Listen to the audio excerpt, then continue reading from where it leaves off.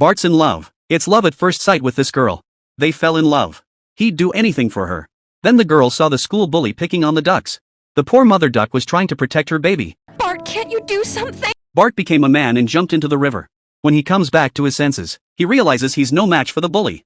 But then Bart looked at the girl he loved. Love really can get the best of you. He begged the bullies to leave the duckling alone. And confessed that he was doing it to get a girl. And he's in the middle of it. Either the duck suffers or the kid does. In the end, Bart got his ass kicked. But it made the girl love him even more. The power of love is great. At home, Bart volunteered to do the dishes. Marge realized something was wrong. It turned out that Bart wanted to invite his girlfriend over. When he first met his future daughter-in-law, Homer acted even dumber than usual. He was holding food in both hands. He swatted a fly with his head. Is the rest of your family okay? It so happens that Lisa has been taking medication lately. She's been having hallucinations. Marge was the only one who seemed normal. It took a while for the girls to get used to it. Suddenly, the doorbell rang, and a thunderstorm erupted outside the window. It was Bart's best friend, Milhouse. Said Bart hadn't called him in a week. And when he saw the lovely girl in front of him, he realized how much Bart loves his friends more than his friends. Milhouse didn't want his best friend to be taken away from him. And he tried to make things worse. He showed up at the place where they were dating. And told the girl what kind of person Bart really is. Oh, Jenny, I can't take the pressure anymore. I have to come clean. Bart confessed that he'd stopped pretending, even though he'd always played pranks before. But he's willing to be a new man for the girl. Jenny still can't accept that their love is based on a lie. I can't believe she dumped me. But you'll always have your family. Bart had a drink to drown his sorrows. It's so hard to feel the loss of love. He bought a bouquet of flowers from the owner. He decided to revive the relationship. I'm so sorry I tried to deny who I really was. Can you forgive me? Oh, Bart. I was born forgiving you. Bart went to house and realized that true friendships can last forever. Two transparent cubes accidentally bumped into each other. Something magical happened. One of them turned green, the other red. The cautious cube told everyone to stay away, to prevent them from being infected by the color. But curiosity soon overcame fear. The two little squares held hands, turned yellow again. This change immediately attracted the crowd. They hurriedly followed suit. Before long, the colorless world was completely covered in yellow. Some of them came to the crossroads and acted as traffic lights. They made the congested road orderly in an instant.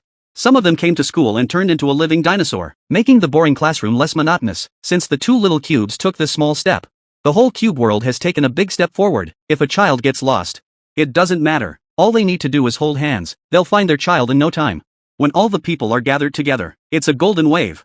But just then, a cube suddenly had a problem. First he twitched a few times, then he turned black and fainted. The guys got scared and quickly changed colors. They quickly changed their colors to signal for help. They turned red and blue. The ambulance went to the scene of the emergency. They put their hands on the patient's chest.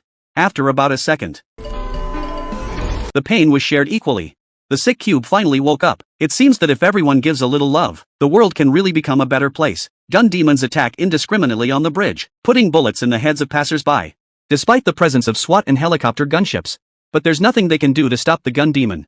In a moment of desperation, a shark monster makes a spectacular appearance from the sea. Shark Rat! Oh no!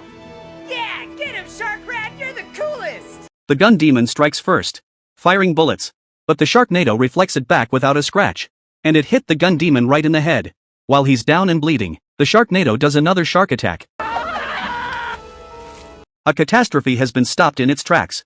And Sharknado is honored by the press. In front of the TV, he said that it was his duty to punish the evil one. But there's more.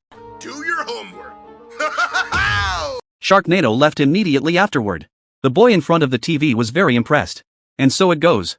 Billy's father came home, asked him if he'd finished his homework, and all he could think about was Sharknado saving the world.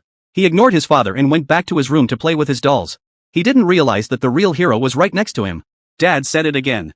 It's time for bed, Billy. Did you finish your homework? Ugh, get bent, Dad.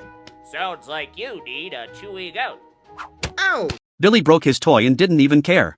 Because he knew there would be more toys for his birthday tomorrow. He was so tired of his father's nagging. The next day, her birthday came and went. Her father gave her all sorts of presents. Billy wasn't satisfied. Just then, the pool at the party formed a huge whirlpool. And in a flash, Sharknado appeared out of nowhere. The kids were treated to a water slide in the sky. The game was over. Sharknado asked which one of them was Billy. I'm Billy. Sharknado said that Billy's father had asked him to come over and congratulate Billy. I can't believe the father has such connections. Then Sharknado stopped pretending and told Billy the truth. I am your dad. Sharkrad? Is my dad? Sharkrad sucks! You suck! What a lame ass! Even the name is stupid! Sharkrad! God damn it! I can't believe I liked that guy! What a dumb superhero! Thanks, Dad! The Simpsons' clothes turn into monsters. They're huddled in a corner, freezing their asses off. They're just putting on their clothes and they're being teased. The painting was used as a living room. Homer fell flat on his face. This time the prank was even more exaggerated. The whole family was fooled. Nelson was behind it. The Simpsons were always missing the couch. Nelson even took revenge himself. He even made coins out of the family's images. Determined to get rid of their star power, Nelson placed the coin on the railroad tracks and let the train run over it countless times. The coin was flattened like paper. He was so proud of himself. But then a train came along and swept him away. The Nelson siblings received a pile of candy. Bart and Lisa were pretending to be them. He wasn't happy with his Halloween present. He thought Lisa's candy was better, but Lisa wouldn't share. She picked up a piece and enjoyed it all by herself. Bart finally got fed up and did the chokehold. Lisa grabbed a vase and hit Bart with it. Bart grabbed a fire poker to fight back, but he accidentally hurt his dad. Homer was injured by accident. He decided to teach his son a lesson. Homer picked up the coals with the poker and threw them at Bart, but he accidentally threw it on Grandpa, and he burned him. Marge couldn't stand it any longer. Homer couldn't hear a thing. He picked up the two troublemakers and rolled them up in a rug. He rolled them up in a rug. He grabbed a baseball bat and hit them with it. Marge issued another warning, then pulled out a shotgun and tried to kill him. How much of a prankster was Bart? Broke a bag of marbles in class and made the teacher fall. And he got his comeuppance. The city is full of cultural centers. Besides the most prestigious institutions, there were all the museums. It's like he's been plunged into hell. Everything he looked at was like seeing Lisa, who was a good student. A month ago, the Simpsons moved to a new city. Here everyday traffic jam. Move your garbage car! Drop puck! Homer took to the streets, cursing the inhumanity of the city. But he didn't realize how tolerant everyone was. Instead, they all warned Homer to watch out for toy cars. Homer fell into a pile of toys. The more he struggled, the more the toys shook. By chance, there are many medical students among the passers-by. They found a toy stuck in Homer's windpipe. He was lucky to survive. Lisa found a nerd's paradise. The study atmosphere is comparable to Harvard and Cambridge. Homer got a new job as a quality inspector in a food company. He finally said goodbye to the dangerous radiation. Instead, he got delicious candy. Can I get a test on bed 6? If I screw up, no one gets hurt. Bart and Lisa's first day of school. It was Lisa's paradise. Bart finally realized that this city was hell. Bart wanted to go skateboarding. He didn't realize the road was gravel. He took a nasty fall. Every day, Bart held back, looking for an opportunity. Until one day, he took his family to the parade. It was Homer's nemesis from his favorite team. Stupid cheaters! You're nothing but a big bunch of cheaters! By this time, Lisa had lost her mind. She didn't want to admit she'd left the city. She fantasized about going to school in the city.